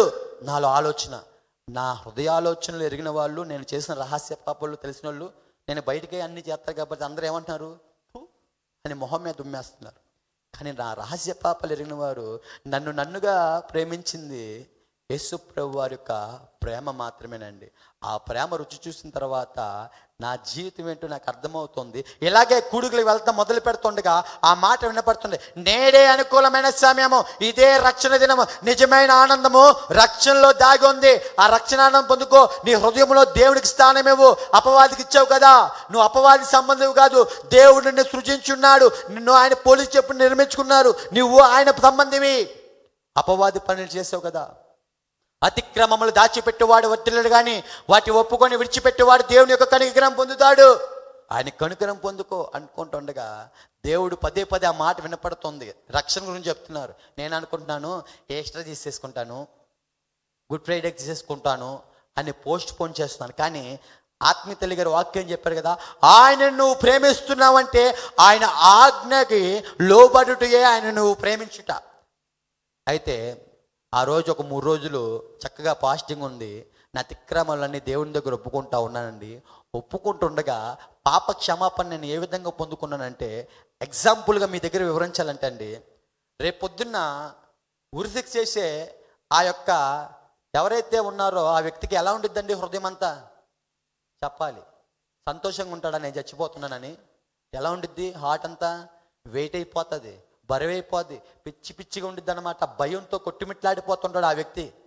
అదే వ్యక్తిని అదే జడ్జి గారు వచ్చి, అయ్యా నీ ఉరిశిక్ష రద్దయిపోయింది కానీ నీకు బెయిల్ వచ్చింది, ఇంటికి వెళ్ళిపోనగానే ఆయన ఆ యొక్క వ్యక్తి హృదయం ఎలా ఉండిద్దండి? ఆనందంతో గింతలేస్తాడు. అటువంటి రుచిని నేను పొందుకున్నాను అన్నమాట ఆ సమయంలో. ఆ రుచి నేను ఎక్కడ ఈ భూమి మీద ఎక్కడ పొందుకోలేదు.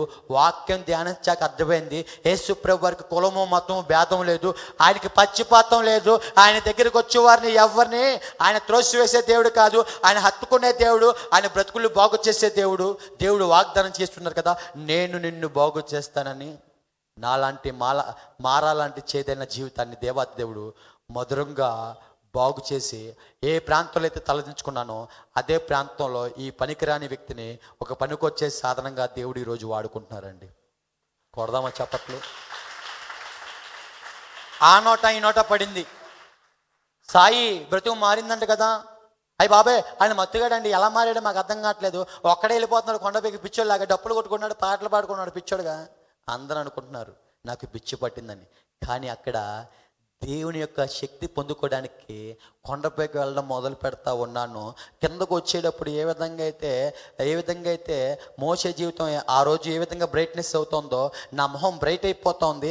ఏ ప్రాంతంలో అయితే అనిపించుకున్నానో వాళ్ళే ఆశ్చర్యపోతా ఉన్నారు. ఆ సమయంలో మా ఫ్రెండ్స్ అందరూ రౌడీ షీటర్లు కాబట్టి ఆదివారం పూట ఎక్కడికి వెళ్తారు తమ్ముడు? రౌడీ షీటర్లు సంతకం పెట్టడానికి పోలీస్ స్టేషన్కి వెళ్తారు. అంటే మన భాషలో సండే స్కూల్కి వెళ్తున్నారు వాళ్ళు. అంటేనండి ఆ రోజు అడుగుతున్నారంట పోలీసులు, ఏంట్రా సాయి ఇదంట అయిపోయాడంట, చేంజ్ అయిపోయాడంట, ఏంటి అంత కారణం ఏంటంటే, ఏమండి మాకే ఆశ్చర్యం అనిపిస్తుంది వాడు చేసే పని అని అర్థమవుతుంటగా వాళ్ళు చెప్తుండగా వాళ్ళు పిలిచారండి.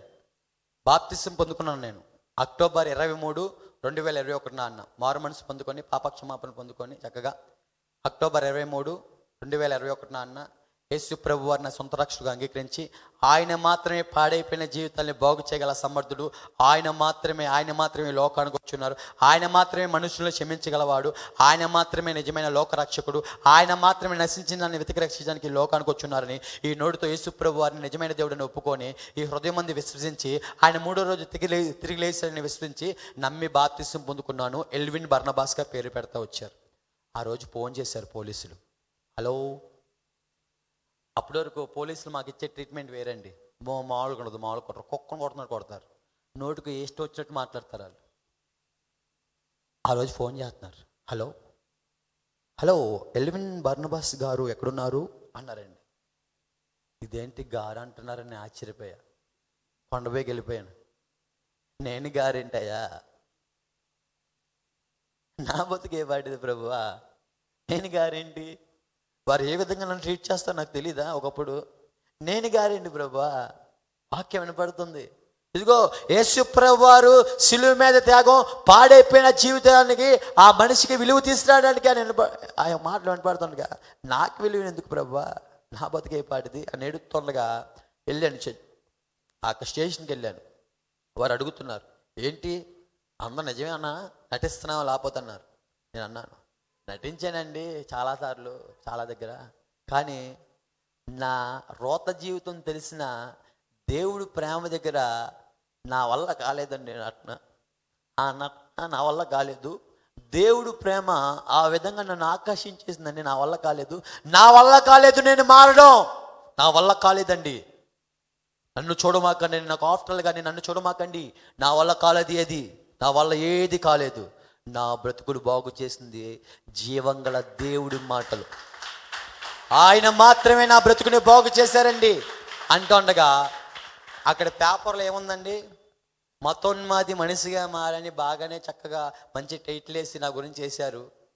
కింద ఒక ఒక చిన్న లైన్లో మాత్రం సాయిని మా టాలెంట్తో, మా ప్రవర్తనతో, మా ఆపరేషన్తో వాని యొక్క జీవితం మేము బాగు చేస్తామని పోలీసులు ఎక్కించేసుకున్నారు. నాకు బాధేసింది. అప్పుడు నేను అన్నాను, ఏ పోలీసుల వల్ల కాలేదండి, ఏ చట్టాల వల్ల కాలా, ఏ లాయర్ల వల్ల కాలా, ఏ రిహాబిలిటేషన్ సెంటర్ల వల్ల కాలా, ఏ హాస్పిటల్ వల్ల కాలా, ఏ డాక్టర్ల వల్ల కాలా, మనిషిని సృజించిన ఆ పరమ వైద్యుడైన దేవుడు మాత్రమే నా బ్రతుకుని బాగు చేశారు. నన్ను చూడడం మాని ఆయన చూడండి. మా ఫ్రెండ్స్ అడుగుతున్నారు, అరే మేము మానలేకపోతున్నావురా, నువ్వు పెద్ద మత్తుగా అడుగు కదరా, ఆ మత్తు నుంచి ఎలా వచ్చారంటే, ఏది నా వల్ల కాలేదయ్యా, ఏది నా వల్ల కాలేదు, నేను ఒక ఆఫ్టర్ గాడిని. కానీ ఈ మనిషిని సృజించిన దేవుడు, ఆయనకి అసాధ్యమైనది ఏది లేదు. నమ్ముటని ఎవళ్ళైతే నమ్మువానికి సమస్తము సాధ్యమే. ఈ హృదయంలో ఆ యొక్క దేవాది దేవుడికి ఎప్పుడైతే అవకాశం ఇచ్చానో దేవుడు నా బతుకు మార్చారు. ఎప్పుడైతే హృదయపూర్వకంగా ఆయన తట్టు తిరిగానో ఆయన నా జీవితాన్ని బాగు చేసి ఉన్నారు. నా జీవితాన్ని బాగు చేసిన దేవుడు నీ జీవితాన్ని కూడా బాగు చేయడానికి సిద్ధంగా ఉన్నాడు. ఆయన అందరినీ ఏకరీతిగా ప్రేమిస్తున్నాడు. ఆయన నిన్న నేడు ఏకరీతిగా జీవిస్తున్న గొప్ప సజీవుడైన దేవుడు. ఆయన పేరు యేసు ప్రభువు వారు. ఆయనకి మతం లేదు, నా వెనకమాల వచ్చేయండి అంటూ ఉన్నాను. మొన్న రీసెంట్గా మా ఫ్రెండ్ ఫుల్ చేతులు కోసుకొని వచ్చారు నా దగ్గరికి, ఫుల్ చేతులు కోసుకొని వచ్చారు, రక్తం. నా పేరు బ్యాడ్ బాయ్ సాయి అయితే ఆయన గారి పేరు బ్లాస్ట్ బాయ్ అశోక్ అనమాట. ఆయన నా దగ్గరికి వచ్చారు, ఇద్దరు ఒకే రీతిగా ఉంటామండి. ఆయన నా దగ్గరికి వచ్చి అంటున్నాడు, నాకు సమాధానం కావాలి, నా వల్ల కావట్లా అంటున్నారు. నా బతుకు నువ్వే మార్చు అంటున్నారు. నీ బతుకు మార్చడం నా వల్ల కాదు. ఎందుకంటే ఏ మనిషి ఇంకో మనిషి ఏం చేయలేడు, ఏ విధము చేతనైనా సరే విమోచించలేడు అని లేఖనాల్లో మనం చూస్తాం. కీర్తనల్లో 49వ కీర్తనలో ఏ మనిషి ఇంకో మనిషిని ఏం చేయలేడు, బాగు చేయలేడు. నేను నిన్ను బాగు చేయలేను కానీ నేను నీకు నెమ్మది ఇవ్వలేను కానీ నా వెనకమాలు వచ్చే దేవుడు నీతో మాట్లాడతాడు. ఆ మాట నువ్వు ఆలకిస్తే, ఆ మాటకు నువ్వు లోబడితే దేవుడు ఆయన సహాయం చేస్తాడు. ఆయన పెద్ద కేకేసి పిలుస్తున్నాడు అందరినీ, భారం మోస్తున్న సమస్త జనులారా నా యొద్దకు రండి, నేను మీకు విశ్రాంతి కలుగు చేస్తానని దేవుడు చెప్తున్నారు. భారం, నా పాప భారం పట్టుకొని ఆయన దగ్గరికి వెళ్ళి ఉన్నాను నేను. నా పాప భారం ఎప్పుడైతే ఆయన దగ్గర పెట్టి, అయ్యా నా బ్రతుకు సరిచే ప్రభువా అని ఆయన పాదాలు పట్టుకొని ఏడడం మొదలవుతోందో, దేవాతి దేవుడు నా భారాన్ని తీసివేసి ఆయనలో ఉన్న సమాధానాన్ని ఇదిగో హృదయంలో పెట్టి ఉన్నారు. ఈ లోకంలో నాకు ఏ డబ్బులో దొరకలేదు, ఏ మత్తులో దొరకలేదు, ఏ పేరు ప్రఖ్యాతిలో దొరకలేదు, ఏ అమ్మాయిల దగ్గర దొరకలేదు, ఏ డ్రగ్స్లో దొరకలేదు. నిజమైన ఆనందం నాకు క్రీస్తులో దొరికింది. ఆ క్రీస్తు నువ్వు ఆహ్వానిస్తే, ఆ యొక్క దేవుణ్ణి నువ్వు హృదయంలో చేర్చుకుంటే, ఆ మాటగాని నువ్వు వింటే దేవుడు నీ బతుకు కూడా బాగు చేస్తాడు అని చెప్పానండి. ఒక ఆదివారం పూట వచ్చాడు, నవంబర్ ఆఖరి ఆదివారం. ఆ రోజు వచ్చాడు ఫుల్ తాగేసి, స్నానం చేయంటే నేను స్నానం చేయను అని వచ్చాడండి. కూర్చున్నాడండి. దైవజనుల ద్వారా ఒకటే అటాక్ అన్నమాట మాట. దేవుడు కరెక్ట్గా మాట్లాడాడు నా స్నేహితుడితో. ఆ రోజు నుంచి ప్రతిరోజు వాక్యం ద్వారా దేవుడు నా స్నేహితుడిని మాట్లాడుతూ వచ్చారు. నా స్నేహితుడు రీసెంట్గా మొన్న 29వ తారీఖు అన్న ఆదివారం, డిసెంబరు 29న ఆ రోజు సొంత రాష్ట్రుడిగా దేవుడు ఆ బిడ్డ దేవుడిని అంగీకరించాడు అన్నమాట. ఇలా ఎంతోమంది ఈ పనికిరాని వ్యక్తిని ఒక సాధనంగా వాడుకొని దేవుడు పలు ప్రాంతాల్లో ఆయన నామానికి మహిమార్థంగా దేవుడు వాడుకుంటున్నారండి. నేనైతే యోగ్యుని కాదు, చెప్తున్నాను కదా, నేనైతే అర్హుని కాదు. ఒకప్పుడు గొప్పలకు పోయాను నేను, నిజంగానే చాలా గొప్పలకు పోయాను. డాంబికమైన జీవితం, అందరు నన్నే చూడాలని. కానీ ఇప్పుడు నేను వేలల్లో ఫాలోవర్స్ ఉన్న ఫేస్బుక్ వాడను, ఇన్స్టాగ్రామ్ వాడను, టిక్టాక్లు వాడను, ఏమి లేవు నాకు. కానీ ఒకళ్ళు ఉన్నారు, గొప్ప గని, తవ్వుకున్న వాళ్ళకి తవ్వుకున్నంత ఈ గని. దేవుడు 2 టాబ్లెట్లు ఇచ్చారు. ఒక టాబ్లెట్ పేరు మోకాల ప్రార్థన, 2వ టాబ్లెట్ పేరు ఆయన జీవంగల మాటలు. ఈ 2 టాబ్లెట్లు వేసుకుంటూ యాంటీబయాటిక్ టాబ్లెట్ కూడా ఒకటి ఇచ్చారు, విశ్వాసం. ఈ 3 కలిపి రోజు వేసుకోవడం మొదలవుతుంది. నాలో అంతా దేవాది దేవుడు నాలో ఉన్న చీకటి మొత్తాన్ని తీసివేసేసారనమాట. ఒకప్పుడు హాస్పిటల్ చుట్టూరు తిరిగాను. అయ్యి బాబాయ్ ప్రాణం మీద భయంతో అయ్యి బాబాయ్ నాకేమైపోతుంది అనుకుంటూ తిరుగుతూ వచ్చాను. కానీ ఒక ఆత్మీయతల్లి మాటలు నన్ను ఎంతగానో బూస్ట్ చేస్తా వచ్చి అన్నారండి, మంచం మీద పడుకుని ఉన్నారు, తెగడానికి ఓపిక లేదు. ఈ మాట చెప్పి నేను ముగిలి చేస్తాను, ఎవరు ఇబ్బంది పడమాక వెళ్ళిపోదాం. ఎలాగా పడుకుని ఉన్నారు. ఆమె గారు అంటున్నారు, ఏమన్నా తెలుసా, ఆమె చెప్పిన మాటలు నన్ను ఎంతగానో ఆకర్షించానమాట. ఆమె అన్నారు, ఏమన్నా తెలుసా, ఏమ్మా ఎలాగున్నావు అంటే, మోకాళ్ళ పోతనే పెద్దం చేయి బాబు అని అడగలే. ఆమె ఏమన్నా తెలుసా, ఇదిగో ఈ గుడారం అనే శరీరము కుళ్ళిపోయినా సరే, ఈ గుడారములో ఓపిక లేకపోయినా సరే, నేను ఆత్మలో ఆనందంగా ఆత్మలో ఆరోగ్యంగా ఉన్నాను అని సమాధానం చెప్పారండి. అర్థమైందా ఆమె ఏం చెప్పారు? ఏమన్నారు?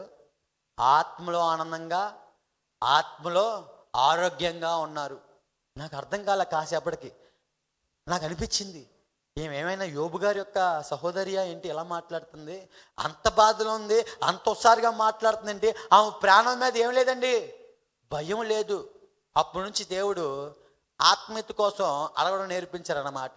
అలా ప్రభువా సహాయం చేయ ప్రభువా, ఆత్మీయతలో నమ్మకంగా ఉండాలి బాబు, నా మాట తీరు మారాలి, నా చూపు మారాలి ప్రభా, ప్రతిదీ మార్చి ప్రభా అని అలా ఆధారపడుతుండగా ప్రతిదీ దేవుడు సరిచేస్తా వచ్చారు.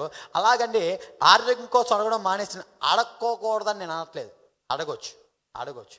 కానీ ఆత్మీయత కోసం ముందు ఎప్పుడైతే అడగడమో మొదలవుతుందో, అక్టోబర్ 23, 2021 నాన్న ఏం తీసుకున్నాను, నేను నమ్మి బాప్తిసం పొందుకున్నాను కదా. ఆ రోజు నుంచి ఈ రోజు డేట్ ఎంతో నాకు చెప్పండి, జ్ఞాపకం చేయండి కొంచెం నాకు. January 4, 2025. ఆ రోజు మొదలుకొని ఈ క్షణం వరకు హాస్పిటల్కి వెళ్ళి ఏ స్కానింగ్ కూడా ఇప్పుడు వచ్చి చేయించుకోలేదు. హల్లెలూయా. ఎంతసేపు మోకాలేసే శక్తిని దేవుడు దయచేసి ఉన్నారు. హల్లెలూయా. ఇదిగో నాకు సహాయం చేసిన దేవుడు నీకు సహాయం చేయడానికి కూడా సిద్ధంగా ఉంటా ఉన్నారు. మీరు అనుకోవచ్చు, కొంతమంది ఆడవాళ్ళు అంతమంది ఉన్నారు కాబట్టి ఓలే ఆయన చూడే ఎంతసేపు మోకాలు వేసాడు అని మీరు చెప్పుకుంటారు తర్వాత. అయితే నేను అంటాను, నేను బలహీనుల్ని. దేవుడు అంటాడు, మీలో ఉన్నవాడు ఈ లోకంలో ఉన్నవాడి కంటే గొప్పవాడు బలవంతుడు. నేను బలహీనునండి. అడుక్కున్నాను ఆయన దగ్గర, ప్రభువా మోకాళ్ళ మీద ప్రార్థన చేసుకోవాలి బావా నేర్పించాయా. అలా అడుగుతూ ఉన్నాను. దేవుడు ప్రతి విషయంలో జై జీవితం వైపు నడిపించారు. ఈ యొక్క మురిక జీవితాన్ని ఈరోజు ఒక సజీవ సాక్షిగా మీ ముందు దేవుడు నిలబెట్టారు. ఇప్పుడు చెప్పండి, దేవునికి అసాధ్యమైనది ఏమైనా ఉన్నదా? ఆయనకి సమస్తము సాధ్యమే. అయితే మనం ఇక్కడి నుంచి కాగా ఇక్కడి నుంచి నమ్మడం మొదలు పెడదాం. ఓకేనండి? చెప్పే కదా, అందరు నన్నే చూడాలనే ఒక ఇది ఉండేదని. ఎప్పుడు చూస్తున్నారు నన్ను. కానీ నేను అంటాను, ఏ గొప్పలు నా బతుకుని బాగు చేయలేదు, కానీ ఏ గొప్పలు నాకు అవసరం లేదు. కానీ ఈ యొక్క ముష్టివాడి బతుకు మార్చిన పరమ తండ్రి అయిన దేవుడు మాత్రమే చూడండి, ఆయన శక్తిని మాత్రమే గ్రహించండి. సమస్త మహిమ ఘనత నా బ్రతుకు మార్చిన నిజదేవుడైన సర్వశక్తి గల దేవాది దేవుడికి మాత్రమే కలుగు చేస్తూ ఈ యొక్క సాక్ష్యం మీ వెనుకల్లో దేవుడు దీవించునుగాక. ఆమేన్. థ్యాంక్ యూ సో మచ్ అండి.